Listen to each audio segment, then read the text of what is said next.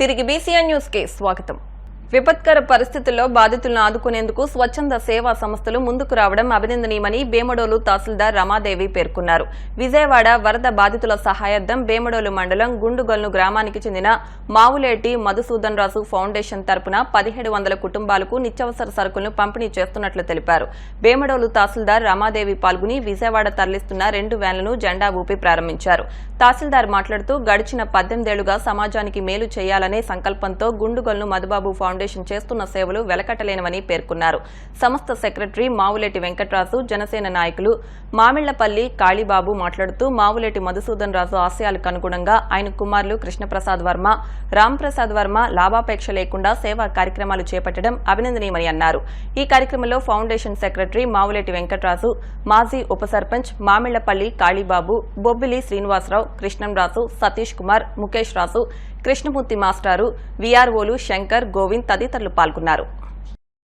Foundation వాళ్ళు మన విజయవాడ వరద బాధితుల కోసం సుమారు 2000 కుటుంబాల కోసం కూరగాయలు, అదేవిధంగా బన్ను, మిల్క్ వాళ్ళకి ఏవైతే అత్యవసరాలు అనుకుంటున్నారో వాళ్ళ అవసరాన్ని బట్టి వీళ్ళు ఈ 2000 కిట్లు తయారు చేసి మనం అడిగిన వెంటనే తహసీల్దార్ ఆఫీస్ నుంచి అడిగిన వెంటనే కూడా చాలా పాజిటివ్గా రెస్పాండ్ అయ్యి మేము చేస్తామండి అని చెప్పి వాళ్ళే స్వచ్ఛందంగా ముందుకు వచ్చి వాళ్ళ ఈ కార్యక్రమాన్ని చేపట్టారండి.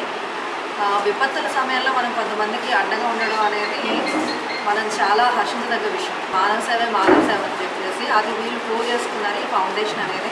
కాబట్టి ఈ ఫౌండేషన్కి రెవెన్యూ అండ్ మిషనరీ నుంచి నేను థ్యాంక్స్ చెప్తాను. కృష్ణప్రసాద్ వర్మ గారు, రాంప్రసాద్ వర్మ గారు, వాళ్ళ తండ్రి గారు అయినటువంటి మధుసూదన్ రాజు గారు స్వర్గీయ, ఆయన ఆశయాలకు అనుగుణంగా ఈ వ్యవస్థను ఎలా అయితే పటిష్టంగా నడపగలమో, ఎక్కడా కూడా ఏ ఒక్క రూపాయి కూడా తీసుకోకుండా వారి యొక్క కష్టార్జితంతో వారి గ్రామానికి, వారి పక్కల చుట్టుపక్కల ప్రజానికానికి అన్ని విధాల ఎప్పుడు ఆపద సమయం వచ్చినా, రోడ్డు ప్రమాదంలో కానివ్వండి, విపత్కర పరిస్థితులు వచ్చినప్పుడు కానివ్వండి, కరోనా టైంలో అయితే ఆ యొక్క 2 సంవత్సరాలు 3 టైమ్స్ ఈ యొక్క మండల లెవెల్లో కార్యక్రమాలు జరిగినటువంటి సందర్భాలు చాలా ఉన్నాయి. కృష్ణా జిల్లాలో జరిగినటువంటి విపత్కర పరిస్థితుల్లో ఇవాళ విజయవాడలో జరిగినటువంటి సందర్భం చాలా వర్ణానితీతం. ఒక 1500 కుటుంబాలకి అంటే ఫుడ్ అయితే కొంచెం ఇబ్బంది అవుతుందని చెప్పి వేరే కలెక్టర్ గారి ఆదేశాలు కానీ ఎంఆర్ఓ గారు చెప్పినటువంటి ఆ సలహాల ప్రకారం ఒక కూరగాయలు, పాల ప్యాకెట్టు, బిస్కెట్టు, బ్రెడ్డు, మంచినీరు, వాటర్ బాటిల్స్ ఇటువంటివన్నీ ఒక ప్యాక్ కింద తయారు చేసి ఇవాళ 2 వెహికల్స్ తోటి ఎంఆర్ఓ గారి యొక్క ఆదేశానుసారం మా ట్రస్ట్ సభ్యులు మేము అందరం కూడా కలిసి ఈ కార్యక్రమంలో ప్యాకింగ్ చేయించి 2 వెహికల్స్తో ఇవాళ విజయవాడ స్లమ్ ఏరియా అయినటువంటి కొన్ని గ్రామాల్లో ఎంచుకుని అక్కడ పంపిణీ చేయడానికి కార్యకర్తలతో బయలుదేరి వెళ్తున్నాం. జనానికి ఆపన్న హస్తం అందించే ఈ సేవా సంస్థలో మనకి ప్రతి చోట కావాలి. అటువంటిది మా గుండుగోలు గ్రామంలో ఈ మధుబాబు ఫౌండేషన్ ఉంది. గత 17 సంవత్సరాల నుంచి ఈ సేవా కార్యక్రమాలు ఇలాగని కాదు, వాళ్ళ నెలవారీ ఇక్కడ 100 మందికి బియ్యం పంపిణీ చేస్తున్నా, అలాగే కరోనా టైంలో కూరగాయలు పంపిణీ చేసిన. ఇవాళ కలెక్టర్ గారి ఆదేశానుసారం మన బేమడోలు తహసీల్దార్ రమాదేవి గారి ఆధ్వర్యంలో ఆవిడ కూడా ఇప్పుడే వచ్చి జెండా ఊపి కార్యక్రమాన్ని ప్రారంభించి 2 వ్యాన్లు కూడా పంపించడం జరిగింది. ప్రముఖ పుణ్యక్షేత్రం పిఠాపురంలోని కోటగుమ్మం సెంటర్లో ఉన్న జై గణేష ఆలయంలో గణేష్ మాలాధారణ దీక్ష కార్యక్రమం వేడుకగా జరిగింది. సుమారు 500 మంది భక్తులు గణేష్ మాలాధారణ చేసుకుని దీక్ష చేపట్టారు. ఈ సందర్భంగా ముందుగా గణేష స్వామికి అభిషేకాలు, అర్చనలు నిర్వహించారు. అనంతరం ఆలయ అర్చకులు భక్తులకు గణేష మాలాధారణ చేసి దీక్ష ప్రారంభించారు. ఈ సందర్భంగా ఆలయ అర్చకులు మైలవరపు అవినాశాచార్యులు మీడియాతో మాట్లాడుతూ స్వామి దీక్షను చేపడితే సకల శుభాలు కలుగుతాయని అన్నారు. ఈ కార్యక్రమంలో ఈవో నున్నా శ్రీరాములు, మైలవరపు రామకృష్ణాచార్యులు పాల్గొన్నారు.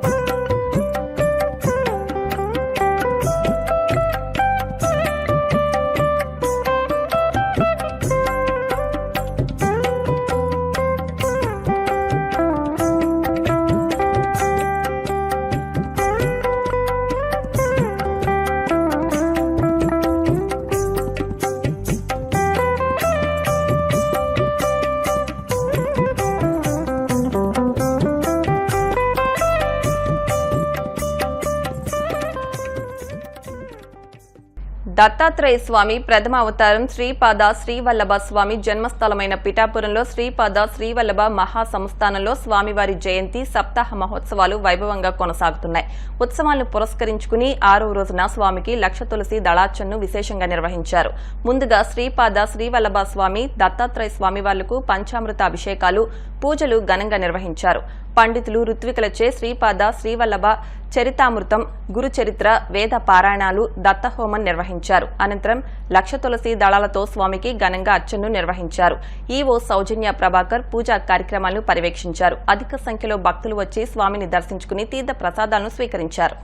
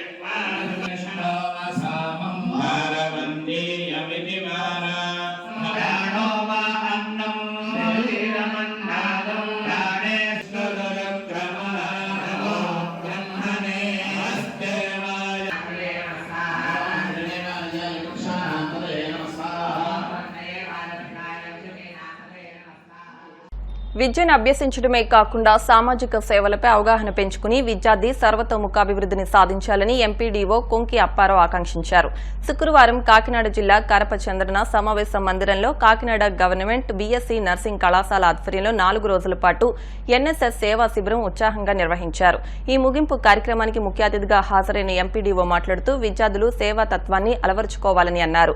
కళాశాల ప్రిన్సిపల్ ఎం మునిరత్నమ్మ మాట్లాడుతూ కరపలో వివిధ కార్యక్రమాలు నిర్వహించామని అందులో భాగంగా విద్యార్థుల్లో ఆరోగ్యం పరిశుభ్రత అంశంపై అవగాహన హెల్త్ క్యాంప్ పరిసరాల పరిశుభ్రత సహజ వనరుల సంరక్షణ వంటి ఎన్నో కార్యక్రమాలు నిర్వహించినట్టు తెలిపారు.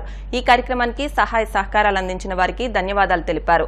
అలాగే విద్యార్థుల సేవా కార్యక్రమాలను సర్పంచ్ ఆశాజ్యోతి కొనియాడారు. ఈ కార్యక్రమంలో NSS officer Madhavi government college of nursing AO Bhaskar Rao TDP మండల అధ్యక్షుడు దేవు వెంకటేశ్వరరావు తదితరులు పాల్గొన్నారు.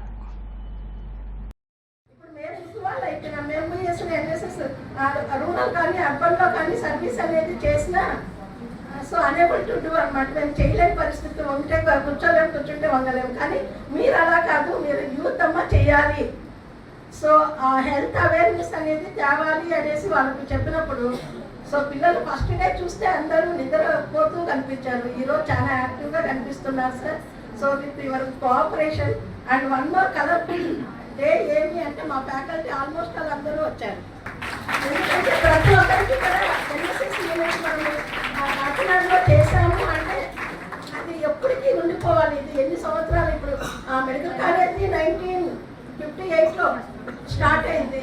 ఇప్పటికీ అసలు అది ఒక్కొక్కటి ప్రోగ్రామ్ రన్ అవుతూ ఉంది. కానీ మనకు అట్లా కాదు కదా, నర్సింగ్ అనేది ఇప్పుడు ఇనిషియల్ స్టేజ్లో పర్మిషన్ వచ్చింది. సో మనం కొత్తగా ఎన్ఎస్ఎస్ యూనిట్ స్టార్ట్ చేశాము అంటే ప్రతి ఒక్కరికి తెలియాలి. ముఖ్యంగా అందరికీ ధన్యవాదాలమ్మా. మీరందరూ వచ్చి ఈ ప్రోగ్రామ్ని సక్సెస్ఫుల్గా కంప్లీట్ చేశారు. ఇంకా రాను కొంతమంది మిస్ అయ్యారు. 4 రోజులు కడప గ్రామంలో మాతో పాటు ఉండి మీరేం నేర్చుకున్నారో తెలియదు, కానీ మా ప్రజల కష్టాలు బాధలు చూసుంటారని అనుకుంటున్నాను. భవిష్యత్తులో మీరు వృత్తిలో లీనమైనప్పుడు క్షేత్రస్థాయిలో మీకు అవగాహన ఏర్పడడానికి ఇటువంటి కార్యక్రమాలు కాలేజీ ద్వారా ఏర్పాటు చేయడం జరుగుతుంది. ఎంతసేపు అకాడమిక్ పరంగా కాలేజీలో టీచర్లు చెప్పింది సబ్జెక్ట్ ఓరియంటెడ్ కాకుండా మీరు కడప ఎంపీడీఓ పరిధిలోకి కానీ మండల పరిధిలోకి కానీ వచ్చినప్పుడు ఏ డేట్ చూసారో మీరు రివ్యూ చేసుకోవాల్సిన అవసరం ఉంటుంది. గత కొన్ని రోజులుగా మా కడప గ్రామంలో మీరందరూ కూడా సర్వే చేశారు. ఈ సర్వే ఎందుకు చేస్తున్నారు అంటే వీళ్ళ డ్యూటీ పరంగా వీళ్ళు చదువుకుంటున్నారు కదా, వాళ్ళతో భాగంగా చేస్తున్నారు. అంటే ప్రతి ఇయర్ కూడా ఏదో కాలేజ్ నుంచి ఎవరికి వచ్చి సర్వే చేస్తూ ఉంటున్నారు.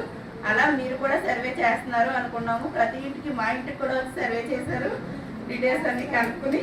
కాబట్టి చాలా సంతోషించాం. అంటే ప్రతి ఒక్కరు ఇంటిలో ఎవరైతే అనారోగ్యంగా ఉన్నారో వాళ్ళందరినీ కూడా టచ్ చేసి వాళ్ళ వివరాలన్నీ కూడా మీరు తీసుకుని చక్కగా సర్వే చేశారు. అందుకు మీ అందరికీ కూడా ధన్యవాదాలు తెలియజేసుకుంటున్నాను. వార్తలు ముగించే ముందు ముఖ్యాంశాలు మరొకసారి. పశ్చిమ గోదావరి జిల్లా వాసులకు చవితి శుభాకాంక్షలు తెలిపిన కలెక్టర్ నాగరాణి. పండుగను సంతోషంగా జరుపుకోవాలంటూ పిలుపు.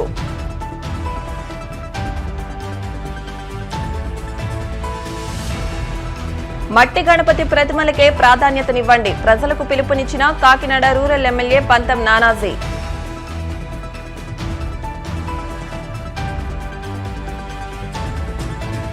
విజయవాడలో వరద బాధితులకు సాయం. పాలకొల్లు జనసేన పార్టీ తరపున భారీగా ఆహారం, స్నాక్స్ తరలింపు.